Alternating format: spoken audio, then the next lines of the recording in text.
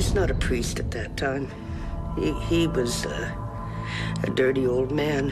I had no idea what sex was. So I had no idea that that's what he was doing to me. I couldn't stop crying, and he was asking me, you know, who did this to you? And I couldn't say his name. And he said, we want to make sure he's still not sexually abusing little girls.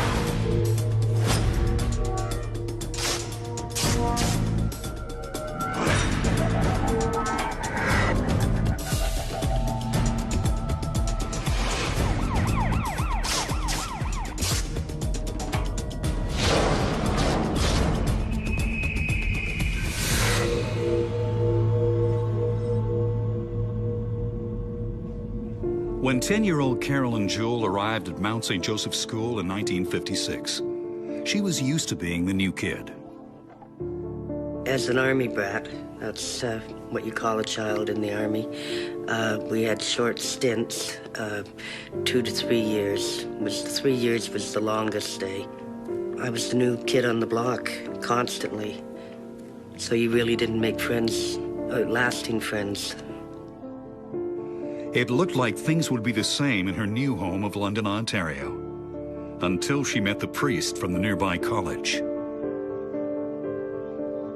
The first time I met Father Sylvester was when he was brought into the class, introduced as a visiting priest.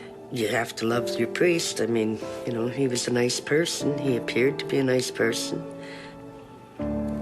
You love all your priests. This nice person would return that love with abuse. Sylvester would victimize dozens of girls across the communities of southwestern Ontario over the next 4 decades. Carolyn would be one of the first known victims of the priest the kids came to call Father Feeler. It felt like you were caught in a whirlpool, and you had no control. But after that first visit to her classroom, Carolyn was happy to strike up a friendship with a man who seemed like a big kid himself. We used to play hide and go seek with him. He took us swimming. He used to make milkshakes for us. Father Sylvester found hours to spend with the small students. Oh, yes, we were special. We were the youngest kids in the whole school to begin with, and so we felt, I think we probably flaunted it whenever we saw the high school kids. Like, we're the little kids and we're special. He likes us better. Renowned psychologist Peter Jaffe is an expert on abused children and on the case of Charles Sylvester. He authored an in-depth study on the priest's victims. Most abusers in any system, like Father Sylvester in the church, are people who are very charismatic, very outgoing. They know children, they like children in their own perverted sense of that word. Irene Duchesne would meet Father Sylvester 15 years later, when Sylvester came to her classroom looking for girls to volunteer at the church. I just remember feeling so ecstatic, like one of the chosen ones. And, you know, all the children loved him. There was no reason not to like him. He treated us well, and he was very kind and gentle. Sylvester was very selective, but Irene's classmate, Joanne Morrison, made the cut too. I felt that probably God had something to do with it, that God was happy with me. And so if the priest chose me, that it was in fact God choosing me. You wanted to be your best and do your best, and to be picked was an honor, a huge honor. Yeah. I would go over to the church on Friday after school, and we would fold bulletins for the Sunday Mass. And as a reward, he would give us pop and candy and things like that, which was something that wasn't readily available in our home. When the bulletins were all folded, the treats came out. You had to come and sit on his lap. And this created huge turmoil within me. He would present us with the candy or pop or whatever, but first he would do this. And that meant kiss on the cheek. And that wasn't uncomfortable at the time because, you know, I kissed my uncles on the cheek, things like that. And then as time went on, he'd offer us these treats. And then he would do this. This pattern of escalation was one that Carolyn had seen years before. The first time that Father Sylvester touched me, we were playing hide and go seek at the grotto. His rule was that if he found you, he would wrestle with you. He put me on the ground and he felt me up. He also went underneath my clothes and didn't tell anybody. For Irene and Joanne, Father Sylvester's lap became more uncomfortable with each passing Sunday. You would usually need to lie somehow to get off the lap. At least I did. And then I would have this guilt because, one, I had no idea what sex was. So I had no idea that that's what he was doing to me. All I knew was I didn't like it. And it gave me a very no feeling. The progression was so slow that it wasn't all of a sudden one day saying, oh, wait, this is wrong. Because what he did yesterday kind of felt a little uncomfortable, but it couldn't be wrong. My initial reaction was that I must have done something wrong, you know, because that felt bad, then I must have done something bad to get him to do that. Sylvester worked hard to make the girls feel guilty for his sins. They can't necessarily tell, you know, when you've crossed the line to inappropriate. And in fact, when they have crossed the line, they feel it's been part of a long-standing pattern of behavior. So they may not even recognize it as something that's the other person's fault, but maybe something that they allowed to happen or, in fact, encouraged. Sylvester's position commanded respect, so much that other adults ignored the evidence right before their eyes. He would grab you publicly and feel you over your shirt. Everywhere. It didn't matter where. But Sylvester's worst abuses came when he got a girl alone. We used to go to confession every Friday. What sins does a 10-year-old kid have? So I asked one of the big kids, give me a sin, give me a sin. And I went into the priest and I said, bless me, Father, for I have sinned, I've committed adultery. I had no idea what the word meant or anything else. He came out, grabbed me, plopped me down, and said, you stay here until I come and get you. And he's doing it in the chapel. He's doing it in God's house. And he went beyond the incident at the grotto. He was not. He was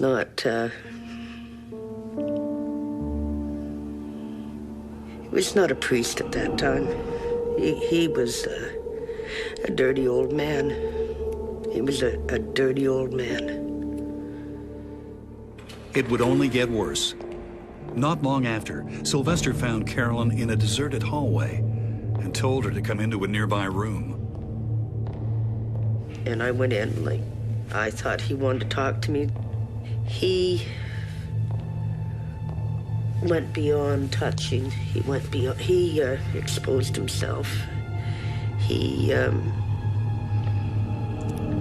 forced me to do things that no child should have to do.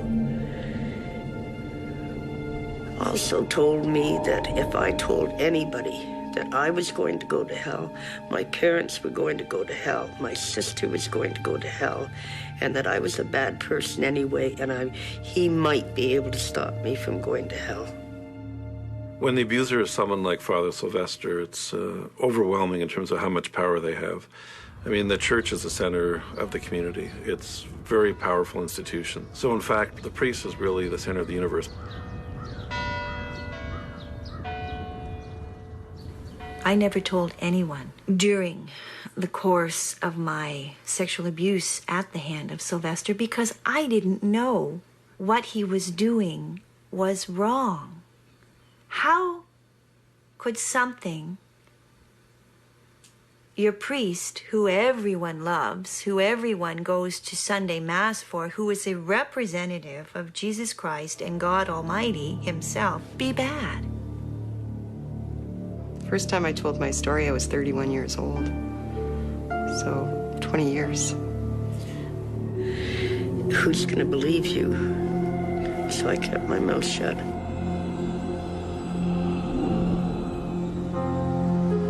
But inside, Carolyn's pain kept building. Even today, returning to her old school is almost unbearable. It's very uncomfortable right now. One of the first incidences was at the grotto, and that's right over in the backwoods there. That's where Father Sylvester first started his molestation on myself and other kids in the class.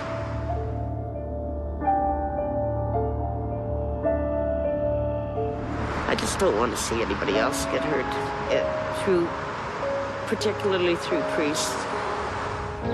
Carolyn left the school in 1958. So did Sylvester. He moved down the highway to Sarnia, where he spent the next 4 years.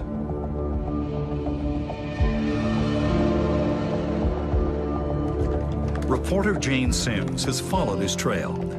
She says a change in parish didn't mean a change in Sylvester's M.O. It was a very, very small parish, very close-knit. There were girls that he started on his what became sort of a routine for him of picking out little girls and molesting them. During those years, some brave girls came forward. But just as Carolyn predicted, adults refused to believe the parish priest was a pedophile.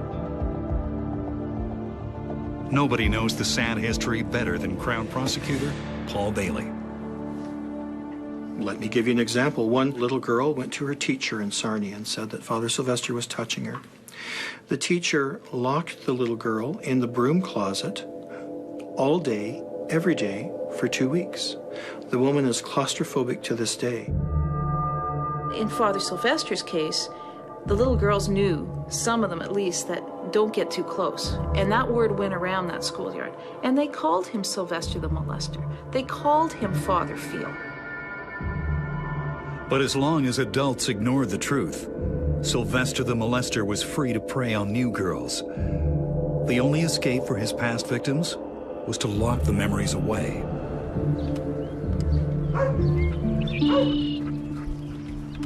I don't remember when I forgot.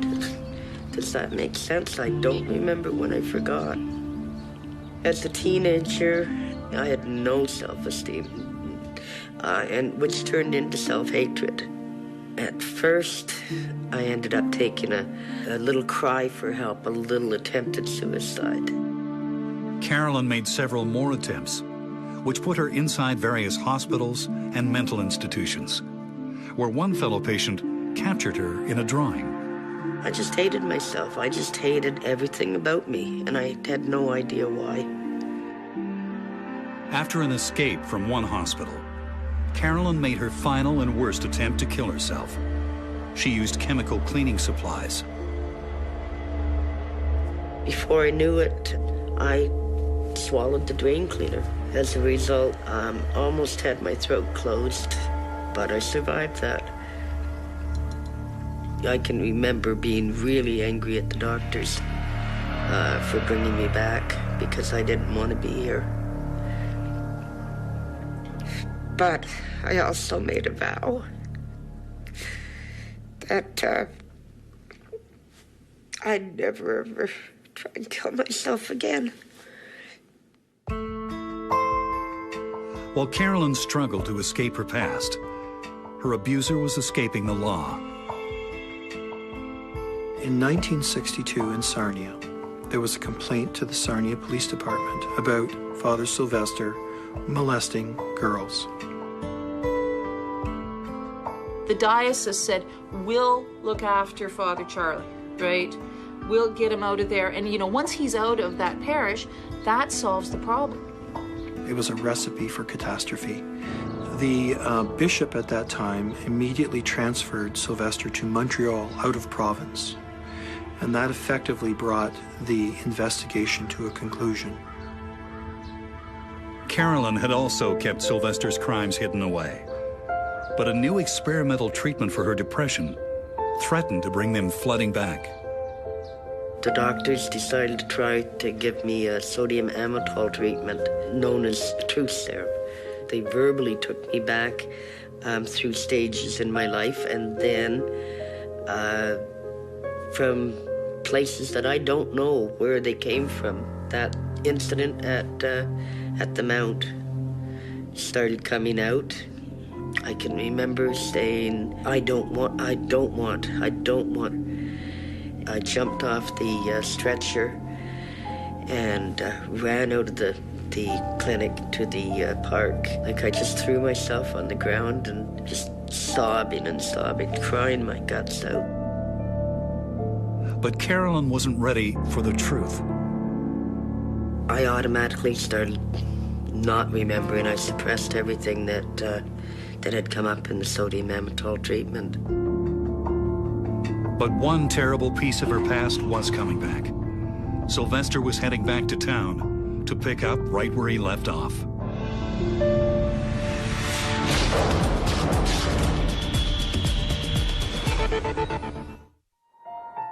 "5 years after the church shuffled him away, pedophile priest Charles Sylvester was back in the diocese where he had abused Carolyn Jewell and other little girls. He had a new job in Chatham as pastor of St. Ursula's Parish. Conveniently located right next door was the school where he picked Irene and Joanne as his special helpers. I know when I was in the rectory, there were always children there. There was always other little girls there. And there was always somebody sitting on his lap. So yeah, it started out with kiss on the cheek, kiss on the lips, and French kissing. He would fondle us over our clothes, under our clothes.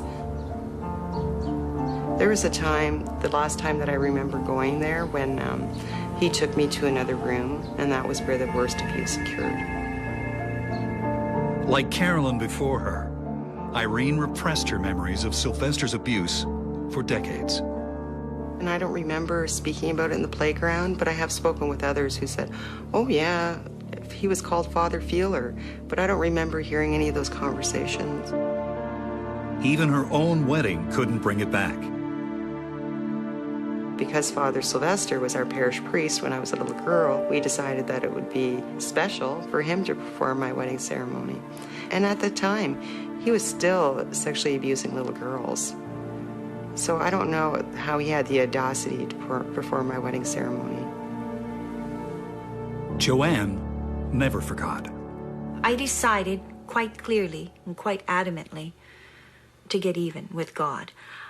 I actually believed that I was chosen by God because I was evil and bad. And so if that's what he saw me as, that's what I would become. At the age of 15, I moved out. I left home. I was using needles and living wherever with boyfriends in the streets. I was extremely at risk. As the women wrestled with the effects of Sylvester's abuse, he spent another decade at St. Ursula's, sending more girls into their own downward spirals. He did good work there as far as church work is concerned, but it gave him that opportunity. It gave him that place where he had this whole group of children that were just right there for him. Through the following years, court documents show that the church moved Sylvester to different postings in the diocese. Complaints of inappropriate behavior followed him. He'd be sent away somewhere for a little while. And I think that there was this idea that he would come back a whole person, that he would come back as someone who would be able to function in a parish and be able to do the work that he had been chosen to do, and that this wouldn't be a problem anymore. The problem was that in every parish, the priest just reoffended and destroyed more lives. Wherever the church sent him, it seemed to be business as usual for Charles Sylvester. But for Irene, it would never be business as usual again. My daughter was making her first communion. I brought my daughter to go see the priest, and he said to me, "I need to speak with your daughter alone." And I said no. And that was the first time I ever said no to a priest. I just remember being very scared, and scared for my daughter, and so saying no seemed the most unnatural thing to do, but at the same time seemed the most natural thing to do. There's a number of survivors I've met who haven't thought about what happened to them until they have a daughter the same age that they were when they were abused. They may try to wonder why they're so anxious and overprotective, and in fact the past memories start to come back.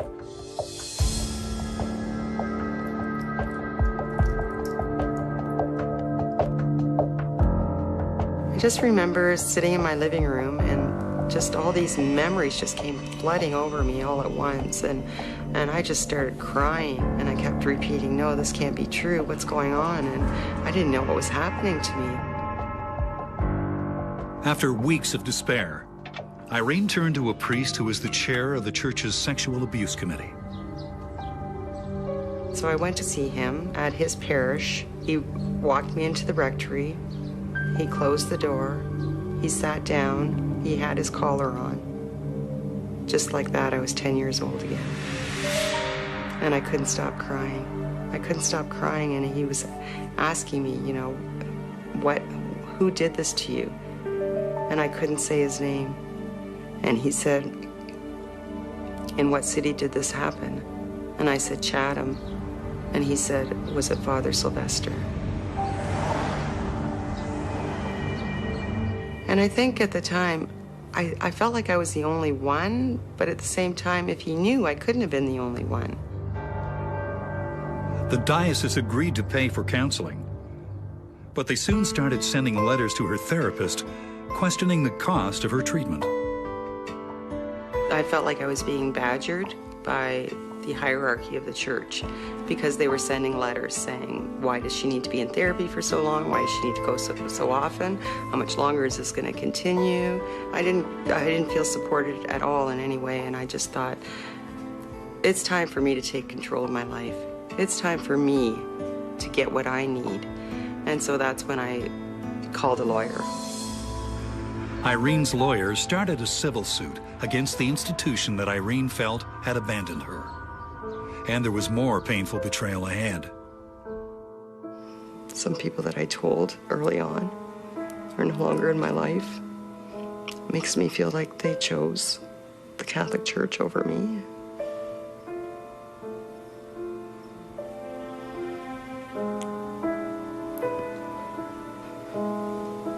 The harm done is devastating, and it'll never go away.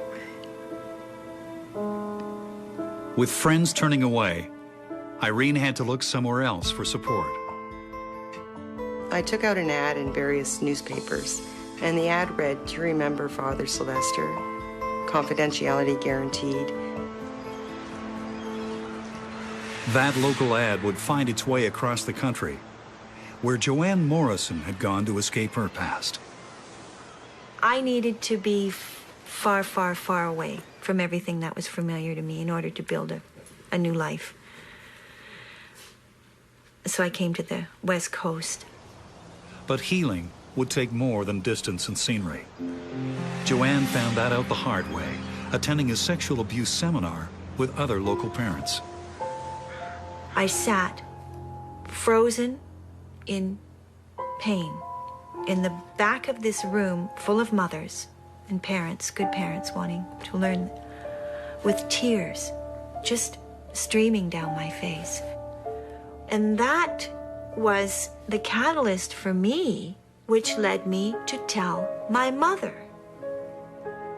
I said, "You know, Charles Sylvester sexually abused me for years when I was a girl, when we would go every Sunday." My mom was shocked. She was just, and I think for her, it must have been an aha. That explains it. That explains why I lost you, my only daughter.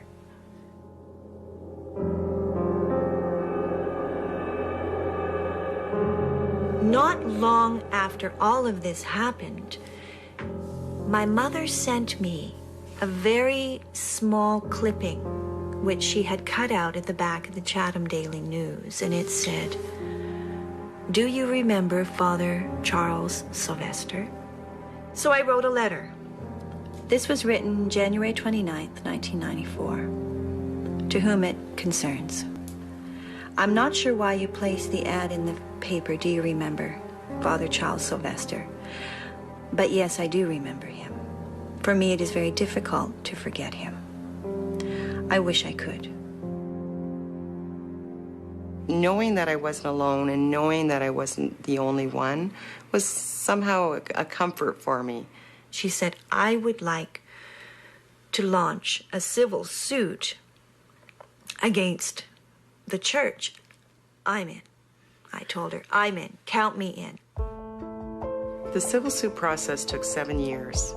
There were a lot of delays, and it just seemed to drag on forever. It was just so emotionally and financially draining at the time, and I just wanted to get it done with.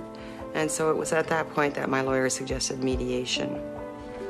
Her money and energy drained, Irene was willing to accept the payout from the church. But the church wanted that money to buy Irene's silence.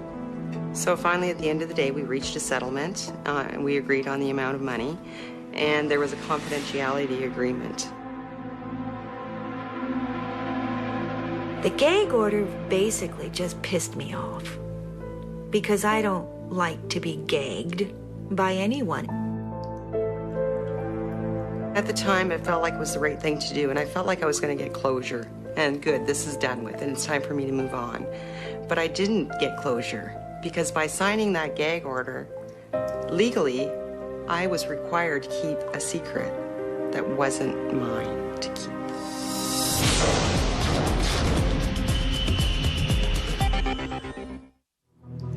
After recovering her painful memories of abuse by Father Charles Sylvester, Irene Duchesne had fought for compensation from the church.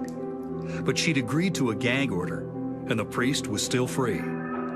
Irene wanted criminal charges. I went to the Chatham Police, and I filed a report. I wasn't aware of the legal process at all. Worried that the church would sue over the gag order, Irene backed down. I really regret signing the gag order, and I found that I didn't get closure. And I was thinking, here I am keeping someone else's secret, and it didn't feel good.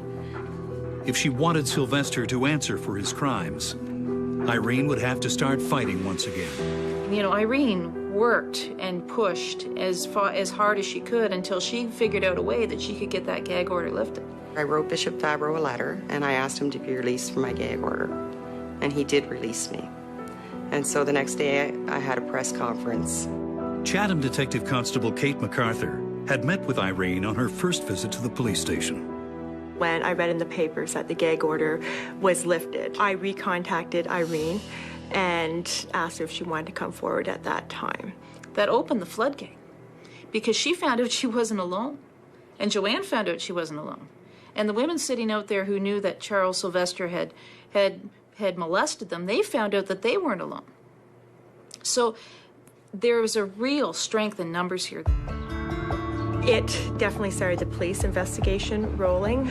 She was the forefront of the whole investigation. With Irene and Joanne on board, the police had enough to move in on Father Fiedler. Myself and 2 other officers came with me to his home in Bell River to arrest him for the first time. He was shocked to see us there. He made a comment that this was already dealt with Irene. I deny having touching these people on their genitals. I didn't do that. He didn't show remorse whatsoever. He did admit that he may have touched half a dozen or so women's breasts. A few times there, I touched their breasts. But nothing inside their clothing or anything like that. He would blame the girls that, their skirts would, go up, or they'd come and sit on his lap and give him a hug. Put blame on the young girls that they wanted what had happened. Sylvester was allowed to go home, but the case against him grew bigger every day. After his arrest, there was many victims started to call in regards to that they were abused by Father Sylvester. In London, one of those women called police detective Paul Martin. Detective Paul Martin? I was in the office on a weekend, and I received a telephone call from a woman who had disclosed to me that she had heard about an investigation involving Charles Sylvester. As a result of that interview that I did with that woman, I was provided with a certain number of names, but albeit, I mean, these are grade school names. So it was very little to go on trying to identify who they were. The woman had been a student at Mount St. Joseph's. One of the names she gave him was Carolyn. The only information that I had was her maiden name and that she lived in a certain part of town. It was a question of just searching through the phone book. I'm currently investigating an incident that's stemming out of Chatham. He said, I might not have the right person, but did you go to Mount St. Joseph's Academy? And I said, yes. And he said, do you know why I'm calling? I had not seen TV reports or newspapers or anything, but for some reason it came out my mouth, and I said, Sylvester, Father Sylvester? And he said, yes, and I just sobbed my guts out. So I told him everything that went on, everything that I remembered. He exposed himself. And he made me touch him. And I didn't know anything. I didn't know that, like, he's a priest. It's not it's not supposed to be a sin. You have to be very careful when you're interviewing a victim, because essentially every time she tells her story, every time she describes, what she felt and what she saw, and, imagines back to when it happened, she's being re-victimized every time. And you open the floodgates. Sorry about that. Well, it's not you.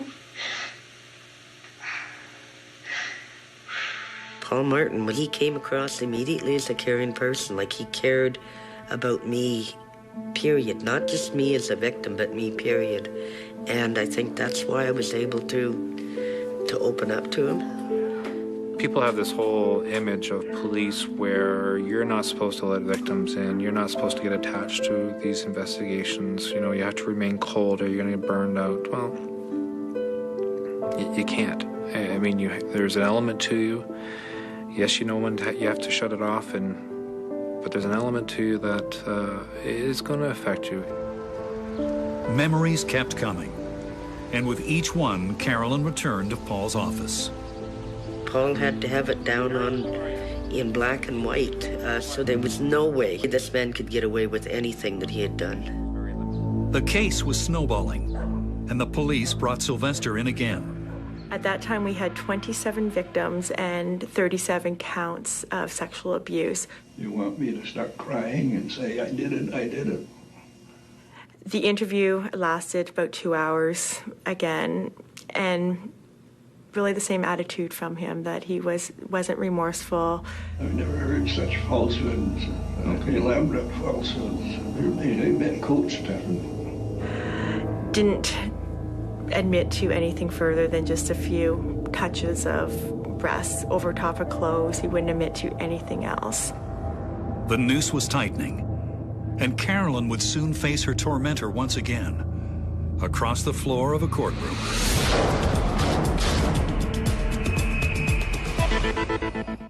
Get out of my way. You too.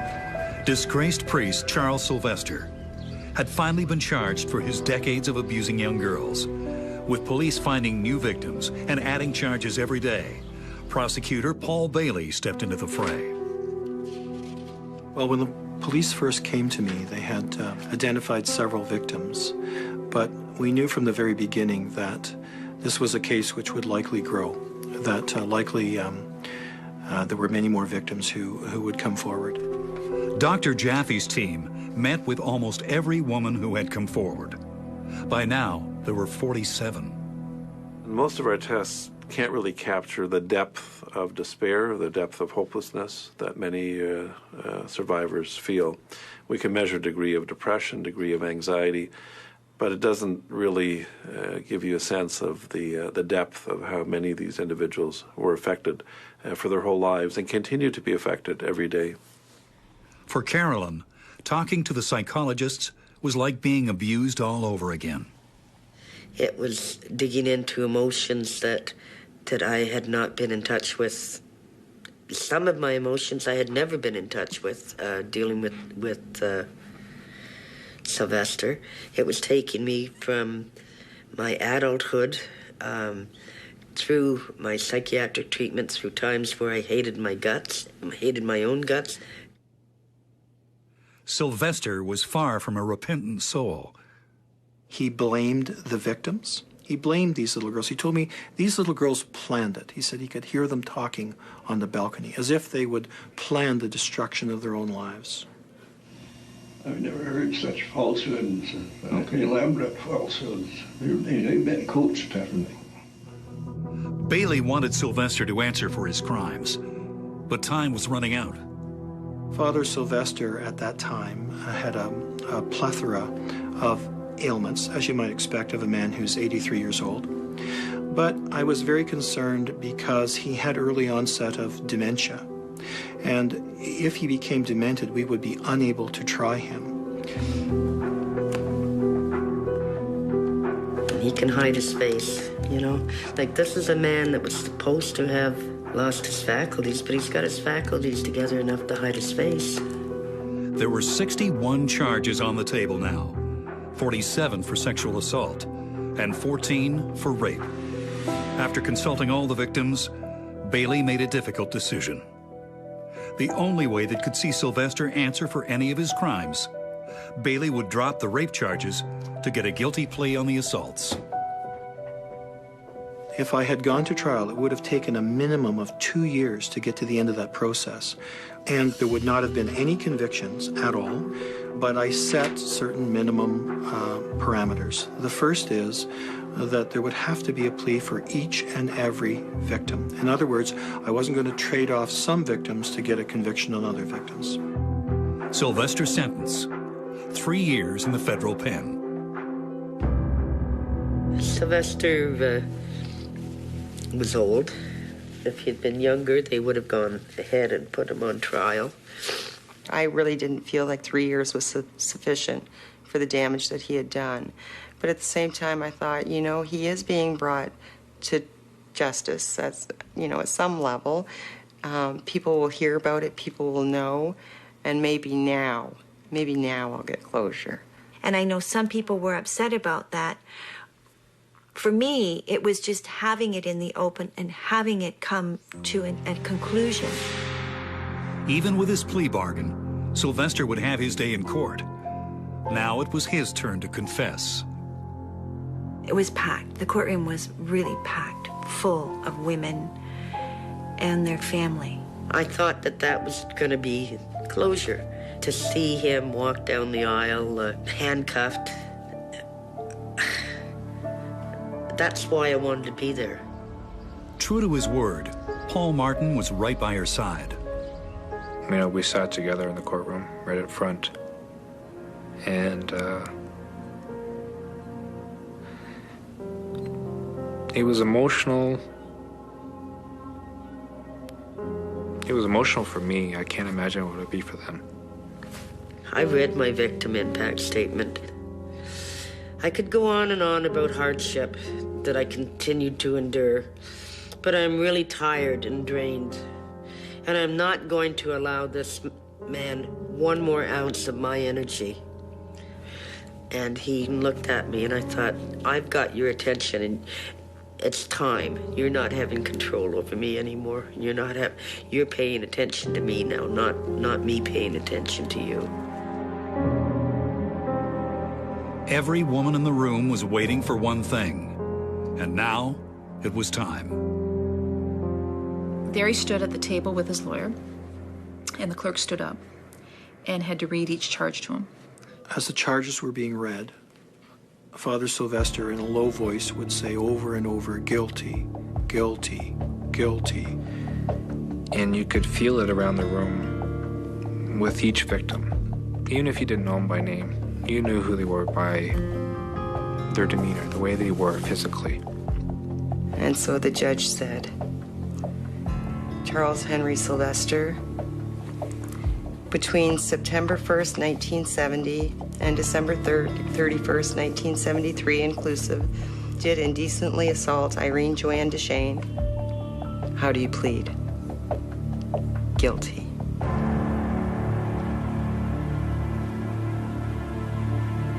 That's what I was waiting for. That's what I was waiting for. Father Charles Sylvester had been sentenced to 3 years in prison for his 4 decades of abusing young girls. He was off to do his penance, but on the way out of the courtroom, he had to get past Carolyn on her scooter. As he was going by, I had my hands on the handlebar and I went boom, boom, boom. And because, that was my way of saying I'd love to run you over. I'd love to run. It's not a vehicle that's going to kill or anything, but that was just my way of showing that you're nothing, Sylvester narrowly escaped Carolyn's vengeance, and the prosecutor wondered if his plea bargain really delivered any justice at all. I was pacing in my office, second-guessing myself, thinking, did I come in too light? Is he going to live another 10 years after he gets out of prison? Have I made the wrong choice? And I second-guessed myself up until the morning of the day that he died. Just 3 months into his sentence, Charles Sylvester died behind the walls of the penitentiary. He should have been allowed to stay around a lot longer. I don't think he left this earth knowing what he did. I really don't.